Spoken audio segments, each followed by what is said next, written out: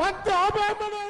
শনিবার বিকেলে সিলেট আলিয়া মাদ্রাসা মাঠে 11 দলীয় ঐক্যের বিভাগীয় সমাবেশে অংশ নেন জামায়াতে ইসলামীর আমির ও বিরোধী দলীয় নেতা ডাক্তার শফিকুর রহমান।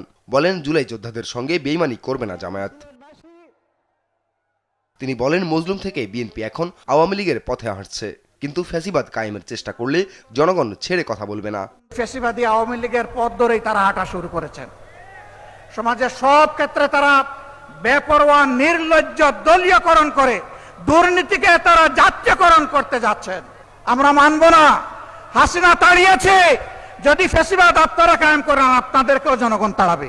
শফিকুর রহমান বলেন, জনগণ পরিবর্তন ও সংস্কারের জন্য গণভোটে হ্যাঁ বলেছে। গণভোটের গণরায় বাস্তবায়ন করেই আন্দোলন সফলতায় পৌঁছাবে।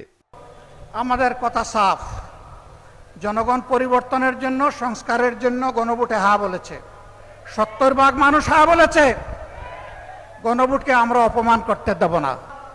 গণভোটের গণরায় বাস্তবায়ন করেই আমাদের আন্দোলন ইনশাল্লাহ সফলতার দ্বার প্রান্তে পৌঁছবে।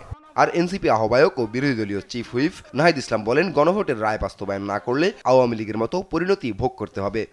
ঢাকায় পরবর্তীতে মহাসমাবেশ অনুষ্ঠিত হবে এবং সেই মহাসমাবেশ থেকে আমাদের বৃহত্তর গণ আন্দোলনের ডাক আসবে। আমরা স্পষ্টভাবে বলেছি, এই সরকারকে আমাদের পক্ষে আর সহযোগিতা করা সম্ভব হবে না যদি না তারা গণভোটের গণরায় বাস্তবায়ন করে। ফলে আমরা আশা করব। আপন অপু, নিউজ ডেস্ক, দেশ টিভি।